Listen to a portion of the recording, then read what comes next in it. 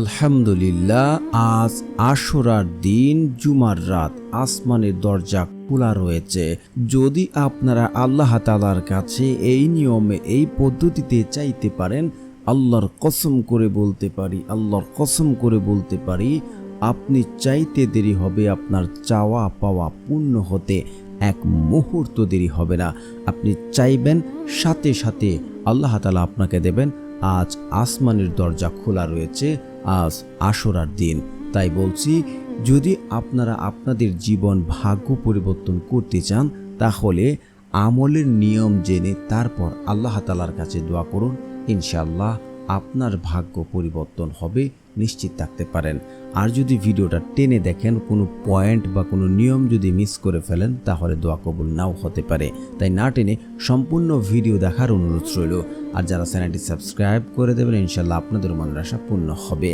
আল্লাহ সুবহানাহু তাআলা কাছে যদি কোনো বান্দা তার ভাগ্য পরিবর্তন করার জন্য দোয়া করে চায়, আল্লাহ তাআলা তার বান্দার চাওয়াকে কখনোই অপূর্ণত রাখেন না।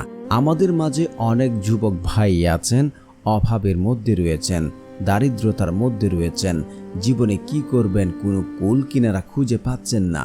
কিন্তু আপনি কি জানেন, মহান রব আল্লাহ সুবহানাহু তাআলার কাছে যদি আপনি নিয়ম মেনে সঠিকভাবে চান, আল্লাহ তাআলা আপনার যে কোনো চাওয়া পাওয়া পূর্ণ করবেন। এটি যদি আপনি বিশ্বাস করে আমল করতে পারেন, আল্লাহর কসম করে বলতে পারি আপনার চাওয়া পাওয়া পূর্ণ হবেন। আল্লাহ তাআলা পবিত্র কুরআনে বলেন, উদউনি আস্তাজিব লাকুম, তোমরা আমাকে ডাকো, আমি তোমাদের ডাকে সাড়া দেব। আল্লাহ তাআলা পবিত্র কুরআনে সূরা আত-তালাক আয়াত নাম্বার 3 বলেন, যে ব্যক্তি আল্লাহ তাআলার উপরে সন্তুষ্ট বা আল্লাহ তাআলার উপরে তাওয়াক্কাল বা ভরসা রাখে, আল্লাহ তাআলা ওই ব্যক্তিকে এমন জায়গা থেকে, এমন উৎস থেকে রিজিকের সন্ধান দেবেন যা সে কোনোদিন কল্পনা করেনি। কারণ রিজিক তো আল্লাহ তাআলাই দেন। আল্লাহ তাআলা কোথা থেকে দেবেন, আল্লাহ তাআলা কিভাবে দেবেন, এটা আমার আপনার কখনোই বোধগম্য হবে না।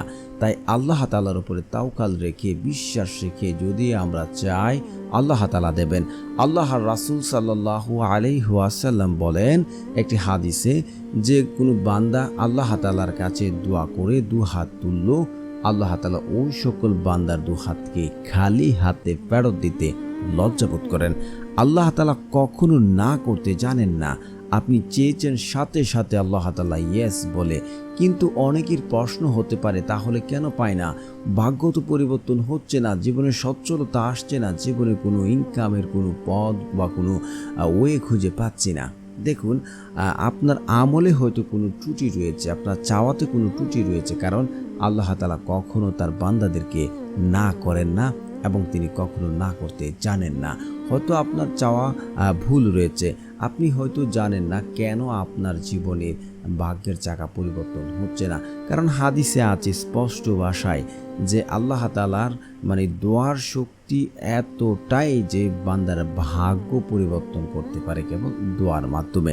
তবে আপনাকে সঠিক নিয়মে, সঠিক পদ্ধতিতে দোয়া করতে হবে, তাহলে ইনশাআল্লাহ আপনার দোয়া কবুল হবে, আল্লাহ তাআলা আপনার আশাগুলো পূরণ করে দেবেন। তো এখন আমরা জানবো কিভাবে আমল করবেন, কোন পদ্ধতিতে আমল করলে আল্লাহ তাআলা সরাসরি কবুল করবেন এবং চাওয়া পাওয়া পূর্ণ হবে ইনশাআল্লাহ।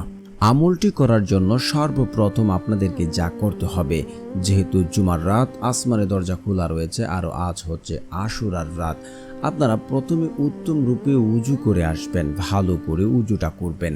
উজু করার পর পরিষ্কার পরিচ্ছন্ন কাপড় পরিধান করবেন। ঘরের নির্জনে বা মসজিদের কোনো এক কোনায় গিয়ে বসতে পারেন, বা ঘরের নির্জনে রাত্রেবেলা আমলটি যেহেতু করছেন করে, তারপর আপনারা যাই নামাজ বিছিয়ে বসবেন। বসে আপনি 2 রাকাত 4 রাকাত নফল নামাজ পড়ে নেবেন। যখন আপনি সেজদা করবেন, সুবহানা রাব্বিয়াল আলা, সুবহানা রাব্বিয়াল আলা, আপনি তখন আপনার চাওয়া পাওয়াগুলো একবার আল্লাহ তাআলার কাছে বলে ফেলবেন, আল্লাহ তাআলার কাছে চাইবেন, আল্লাহ তাআলার কাছে বলবেন। ইনশাআল্লাহ আপনি তারপর দোয়া আপনি নামাজটা শেষ করবেন। নামাজ শেষ করে আপনি যাই নামাজে বসবেন, বসে আপনি জিকিরগুলো করবেন, সুবহানাল্লাহ, আলহামদুলিল্লাহ, লা ইলাহা ইল্লাল্লাহ, আল্লাহু আকবার। এই জিকিরগুলো আপনারা 33 বার করে পড়বেন। তারপরে হচ্ছে আপনারা অবশ্যই আপনাকে ইস্তেগফার পড়তে হবে। ইস্তিগফারের এত ফজিলত আবু দাউদ হাদিস শরীফে রয়েছে যে ইস্তিগফার যে ব্যক্তি পড়ে আল্লাহ তাআলা যদি সে ব্যক্তি মন থেকে পড়ে তার পিছনের যে গুনাহ রয়েছে আল্লাহ তাআলা তার গুনাহ ক্ষমা করে দেন। কারণ মানুষের রিজিক সংকট হয়ে যায়, রিজিক নষ্ট হয়ে যায় গুনার কারণে, পাপের জন্য। হয়তো সেটা আমরা জানি না, তাই বেশি বেশি ইস্তিগফার পড়ার চেষ্টা করবেন। অনেকে ইস্তিগফার পড়ে ভুল ভাবে। আরেকটি বিষয় আপনাদের বলে রাখি, ইস্তিগফারের পাওয়ার এতটাই যে আপনার ঘরে স্টিল নাও এখন কোনো অভাব অনটন থাকলে আল্লাহ তাআলা তা দূর করে দেবেন এবং আপনাকে এমন জায়গা থেকে এমন উৎস থেকে রিজিকের ব্যবস্থা করবেন যা কোনোদিন কল্পনা করেননি। অনেকে ভুলভাবে ইস্তিগফার পড়েন না, একেবারে আস্তাগফিরুল্লাহ আস্তাগফিরুল্লাহ আস্তাগফিরুল্লাহ এইভাবে পড়বেন না, কাজ হবে না। আপনারা পড়বেন আস্তাগফিরুল্লাহ আস্তাগফিরুল্লাহ আস্তাগফিরুল্লাহ আস্তাগফিরুল্লাহ আস্তাগফিরুল্লাহ এভাবে পড়বেন। তারপর আপনার অবশ্যই আল্লাহ রাসূল সাল্লাল্লাহু আলাইহি ওয়াসাল্লামের উপরে দুরূদ শরীফ পড়তে হবে, কারণ দুরূদবিহীন দোয়া কবুল হবে না, সেটা আসমানে গিয়ে ঝুলন্ত অবস্থায় থাকে। তো আপনারা দুরূদ ইব্রাহিম পড়বেন, আল্লাহুম্মা সাল্লি আলা মুহাম্মাদ ওয়া আলা আলি মুহাম্মাদ কামা সাল্লাইতা আলা ইব্রাহিম ওয়া আলা আলি ইব্রাহিম ইন্নাকা হামিদুম মাজিদ।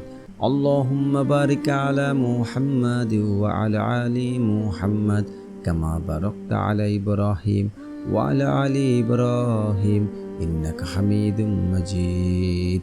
তারপরে অবশ্যই আপনারা যারা ঋণগ্রস্ত আছেন, ঋণ এতটাই আপনার জীবনে এসে গেছে যে ঋণ পরিশোধ করার কোনো পদ্ধতি নেই। আমি একটা কথা বলছি, আপনার ঋণ পরিশোধ করার আপনার ক্যাপাসিটি আছে, আপনার ঋণ পরিশোধ করার জন্য আপনার সম্বল আছে, তাহলে কিন্তু এটা কাজ হবে না। যেমন আপনি অপারগ হয়ে গেছেন, কোনোভাবেই পারছেন না, ঋণের বোঝার কারণে ঘুমাতে পারছেন না, তাহলে এই দোয়াটি যদি পড়েন আল্লাহ তাআলা আপনার পাহাড় সম পরিমাণ ঋণও দূর করে দেবেন ইনশাআল্লাহ।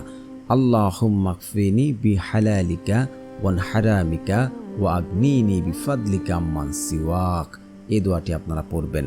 তারপরে হচ্ছে আপনার একবার সূরা ফাতিহা, তারপর 3বার সূরা ইখলাস পড়বেন, তারপর আল্লাহ তাআলার এই শক্তিশালী নামটি পড়ে নেবেন। তো বন্ধুরা, যারা এই চ্যানেলটি সাবস্ক্রাইব করবেন ইনশাআল্লাহ আপনাদের মনের আশা পূর্ণ হবে। আল্লাহ তাআলার সেই শক্তিশালী নামটি হচ্ছে ইয়া গফফারু ইয়া গফফারু ইয়া গফফারু। তারপর 2 হাত তুলে আল্লাহ তাআলার কাছে কায়মনোবাক্যে কান্নাকাটি করে পূর্বে পাপের জন্য যদি লজ্জিত হয়ে চাইতে পারেন, আল্লাহর কসম করে বলছি আপনার চাওয়া পাওয়া পূর্ণ হবে, যদি নিয়ম শর্ত ঠিক থাকে। কারণ হাদিসে আছে, বান্দা আল্লাহর প্রতি যেমন ধারণা রাখেন আল্লাহ ঠিক তার সাথে তেমন আচরণ করে থাকেন। অবশ্যই আপনাকে এখিন রাখতে হবে যে আমার দোয়া আল্লাহ তাআলা কবুল করবেন। আমি 100% বলতে পারি, যদি আপনি এইভাবে দোয়া করতে পারেন যে আমার দোয়া কবুল হয়েছে, আল্লাহ আমার দোয়া শুনেছেন, আমি পাবো ইনশাল্লাহ, আপনার দোয়া কবুল হবে। যদি শর্ত 5 ওয়াক্ত নামাজ পড়তে হবে, হালাল খাবার খেতে হবে, আত্মীয় সম্পর্ক চিহ্নিতকারী দোয়া কবুল হয় না, পিতামাতার অবাধ্য সন্তানের দোয়া কবুল হয় না, আর যে ব্যক্তি নামাজ পড়ে না তার দোয়া কাজে আসে না। এই নিয়ম শর্ত মেনে যদি আমল করতে পারেন, আল্লাহর কসম করে বলছি এই জুমার রাতে আপনার ভাগ্য পরিবর্তন হবে, আপনার রিজিকের দরজা খুলে যাবে ইনশাআল্লাহ। আমলটি বহুবার পরীক্ষিত, আমলটি করে দেখুন, ইনশাআল্লাহ আপনি ফলাফল পাবেন।